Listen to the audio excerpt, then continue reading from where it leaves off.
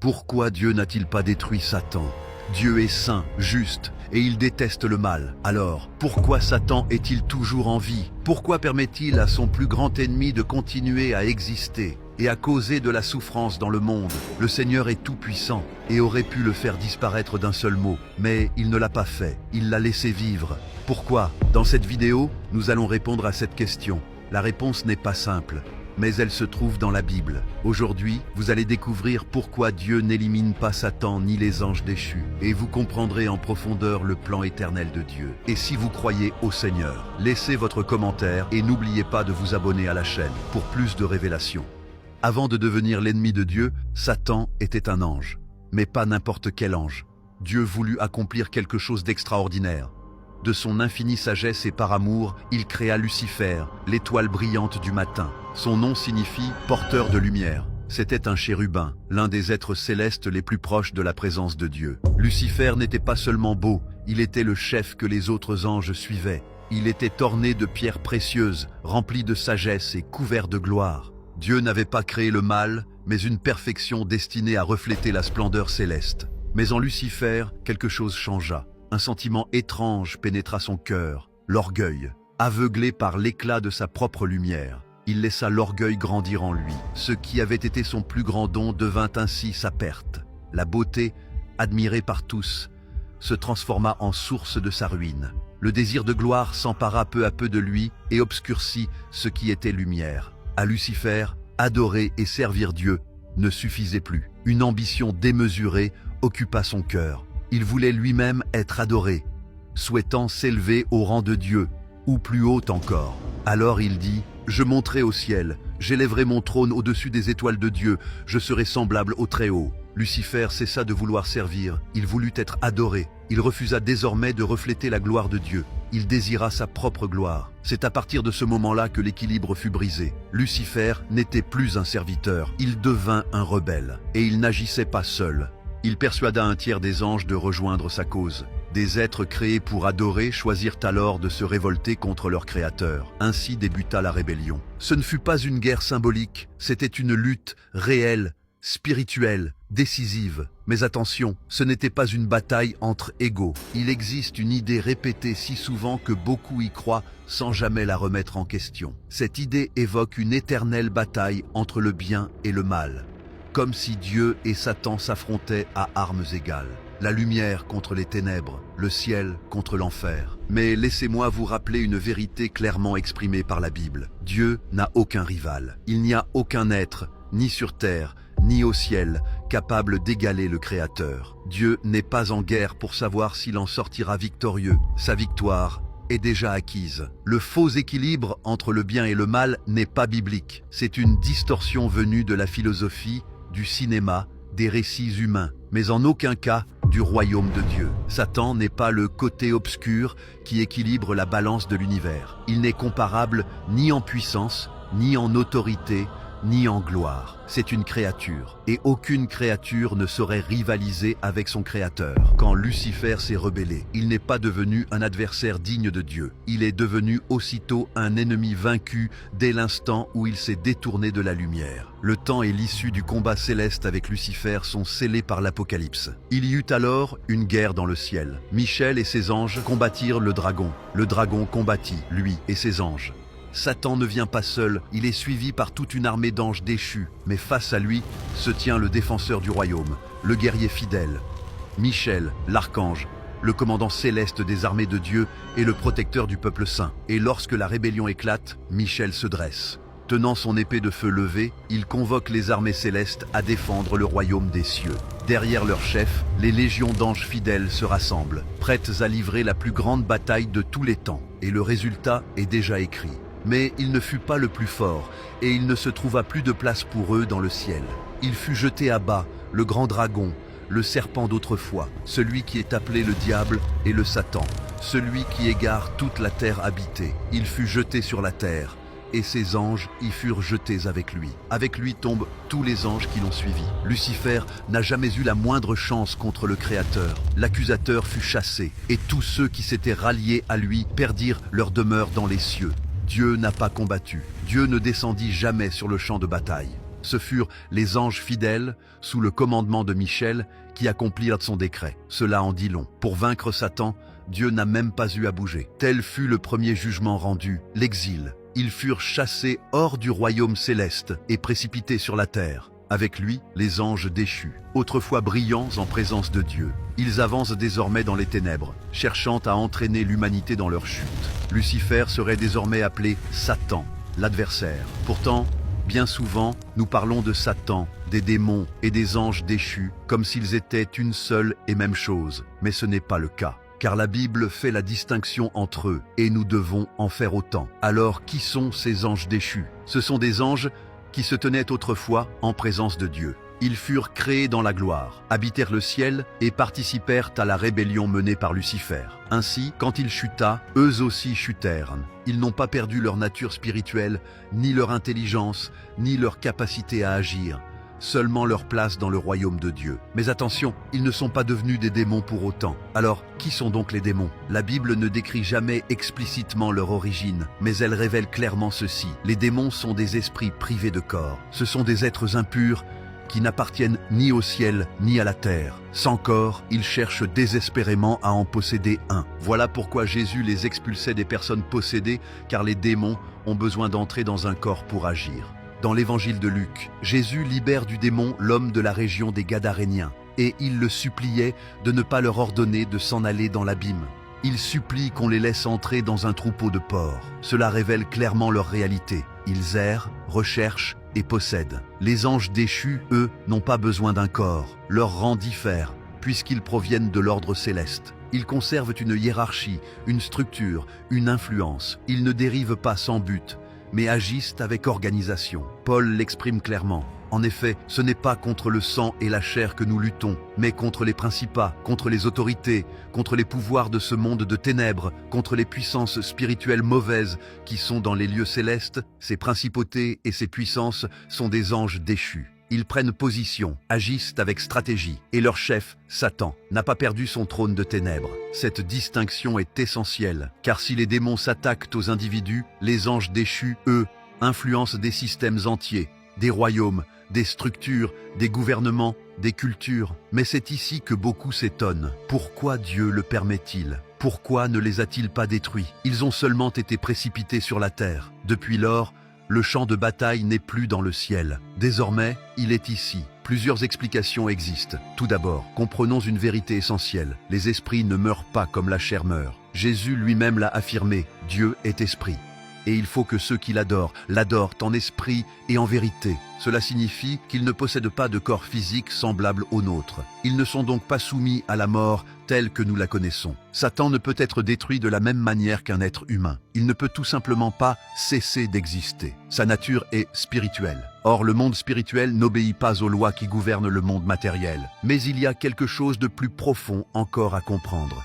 Dieu est juste, et dans sa parfaite justice, nul n'est exécuté sans avoir d'abord été jugé. Et leur temps n'est pas encore venu. Ils n'ont pas encore subi leur jugement, car ils ont été créés comme êtres spirituels éternels. Dieu a permis que, pendant un temps, leur activité continue jusqu'à ce que vienne le jour fixé. Oui, même Satan sera jugé, non par manque de preuves, mais parce que le jugement fait partie de l'ordre divin. Le jugement n'est pas qu'un châtiment, il est une proclamation publique de la vérité. C'est la révélation de la justice divine face à tout l'univers. C'est pourquoi l'Apocalypse nous parle du grand jour du jugement, un jour où tout sera dévoilé, où chaque être, ange comme humain, rendra compte de ses actes. Personne ne pourra dire qu'il n'a pas eu sa chance, qu'il n'a pas été entendu ou traité avec justice. Ce jour n'est pas encore arrivé, mais il est écrit, et il viendra. Alors, pourquoi Dieu a-t-il permis à Satan de vivre? Parce que Dieu ne pense pas comme nous.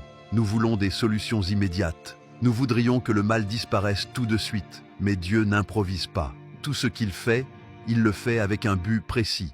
Chaque jour écoulé, chaque décision prise, chaque combat affronté fait partie d'un dessein plus vaste, un dessein où la patience de Dieu n'est pas faiblesse, mais expression de son amour et de sa parfaite justice. Ainsi, comme Satan fut autrefois chassé, de même il sera jugé. Il n'échappera pas à son destin, mais ce destin se réalisera seulement quand le juge l'aura décidé. Et en attendant, nous avançons avec cette certitude. La justice approche. Dieu, même s'il tarde, ne manque jamais à ses promesses. Voilà une vérité essentielle. Dieu n'a jamais perdu le contrôle de l'univers. Il a simplement choisi d'attendre l'heure du jugement final, tandis que nous apprenons jour après jour à résister, à discerner et à faire confiance à sa justice parfaite. Car sa victoire ne repose pas sur une destruction instantanée, mais sur une rédemption parfaite. Tu te souviens de Job? Satan n'a pu même l'effleurer sans demander d'abord la permission. Et lorsqu'il agit, Dieu retourna toute la situation à sa gloire. Ce n'est pas une guerre équilibrée, c'est une domination absolue. Dieu est entièrement souverain. Cela signifie que rien, strictement rien, n'échappe à son contrôle. Même Satan, avec toute sa haine, demeure soumis aux limites que Dieu lui impose. Mais une autre question tourmente beaucoup de personnes. Si Dieu savait déjà que Lucifer allait se rebeller contre lui, alors pourquoi l'avoir créé? Parce qu'il existe quelque chose que Dieu valorise plus qu'une obéissance imposée, quelque chose qu'il a placé dans toute sa création, même chez ceux qui s'éloignent le plus de lui. La liberté de choisir.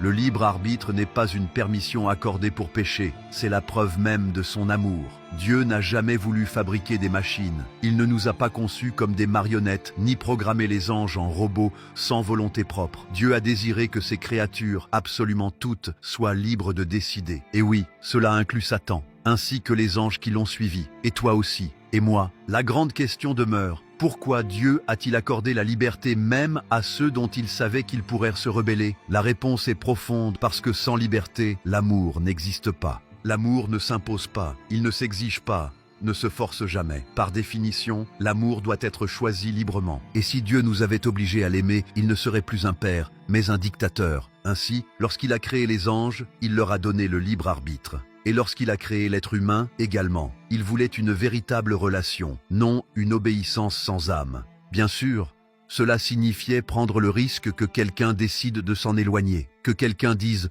non au Créateur. Satan en fit le choix, et beaucoup d'autres, depuis, l'ont suivi. Mais cela n'a pas changé le dessein originel. Dieu n'a pas repris le don de choisir, car même face à la rébellion, le libre arbitre reste la seule porte menant au véritable amour. Demande-toi ceci. Quelle valeur aurait ta foi si tu ne pouvais pas douter? Quel mérite aurait ton obéissance si tu n'avais pas la possibilité de désobéir? Quel sens aurait ton amour pour Dieu si aucune autre voie ne t'était offerte? Dieu ne désire pas des fidèles qui le suivent par contrainte. Il veut des enfants qui choisissent librement de l'aimer. C'est pourquoi il permet l'existence de la liberté, même si celle-ci fait parfois souffrir. Dieu n'a pas supprimé la liberté dans l'univers. Le faire aurait signifié renier sa propre nature, celle d'un Dieu qui aime dans la liberté, qui invite sans imposer. C'est précisément pour cette raison que le jugement n'est pas encore arrivé. Parce que, jusqu'à la dernière seconde, Dieu accorde la possibilité à toute sa création de choisir.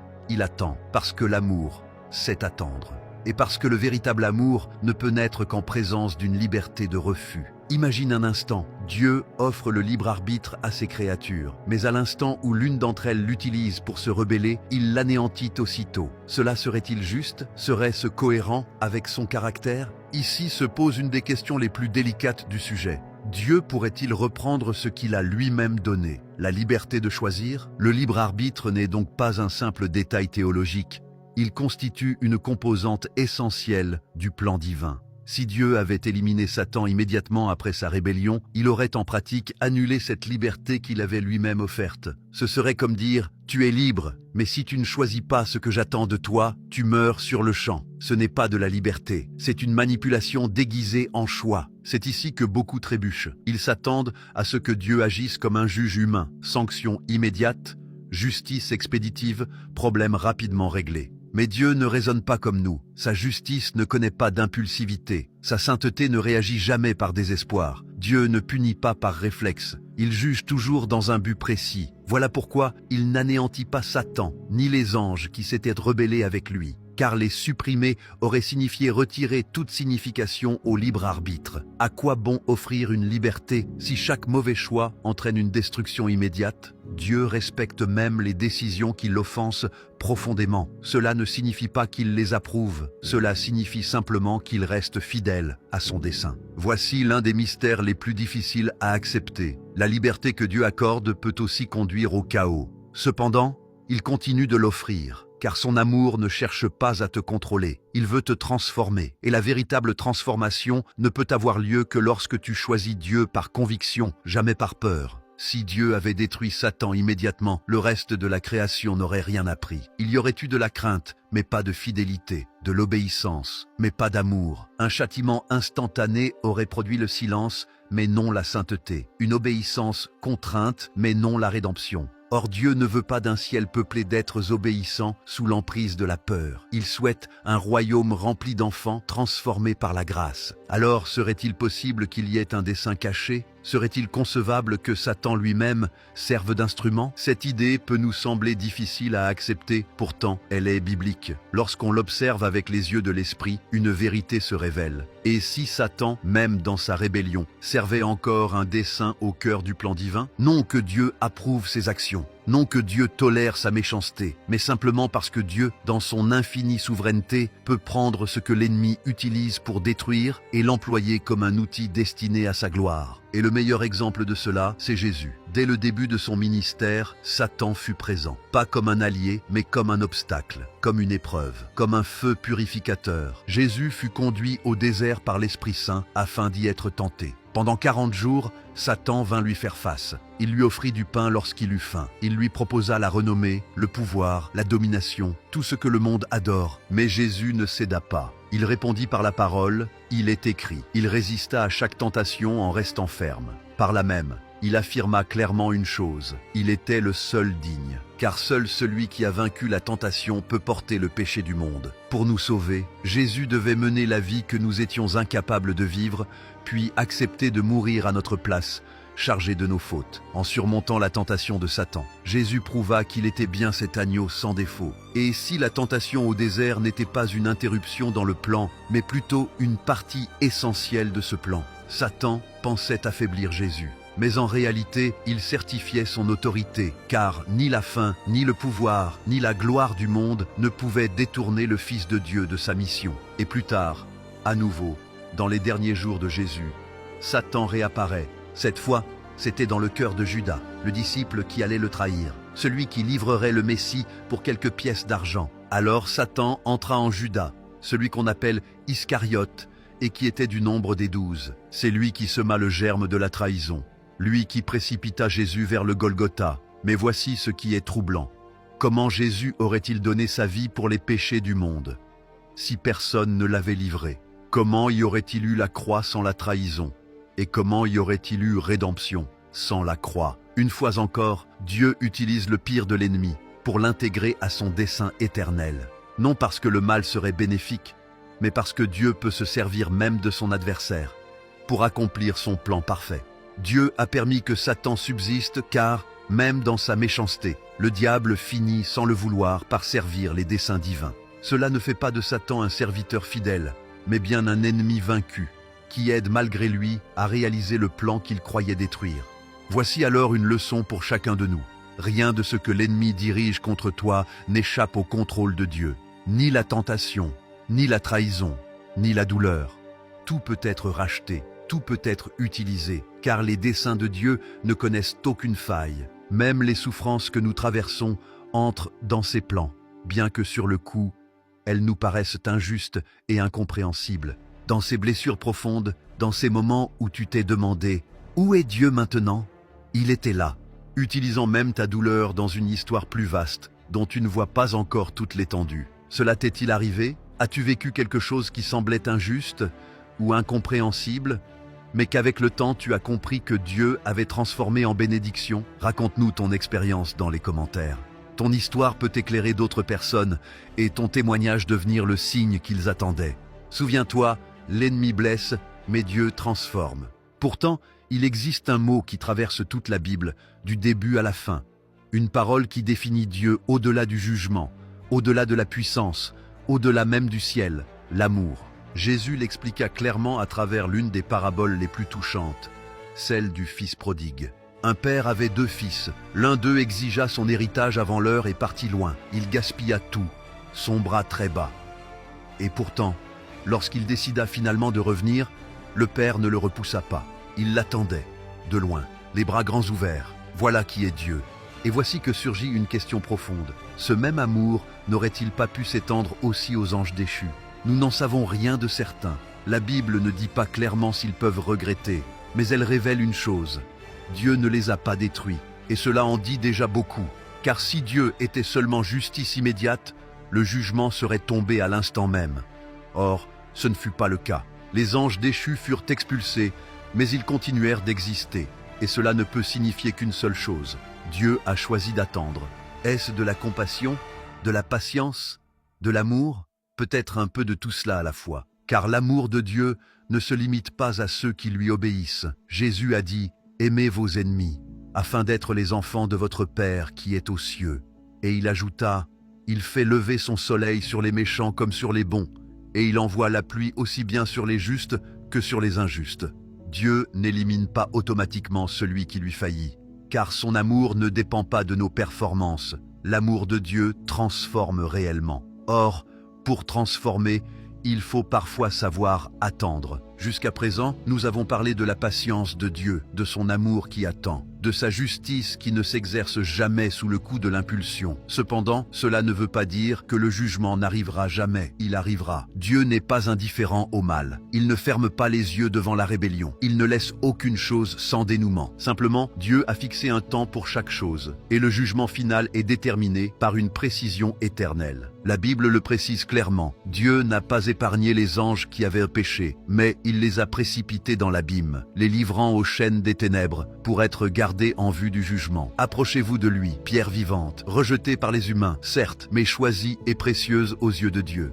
Ils sont gardés, pas oubliés, ni acquittés. Dieu n'exécute jamais son jugement sans établir d'abord un tribunal. Et ce tribunal éternel est déjà prêt. Le juge, c'est Christ, et sa parole sera définitive. Dans Apocalypse 20, Jean nous révèle une scène saisissante. Le grand trône blanc, les livres ouverts, les âmes debout, et chacun jugé selon ses œuvres. Ce jour-là n'est pas une métaphore, c'est une promesse, et aussi un avertissement. Satan, ses anges, et tous ceux qui auront préféré les ténèbres à la lumière seront jugés. Mais voici ce qui change toute la perspective.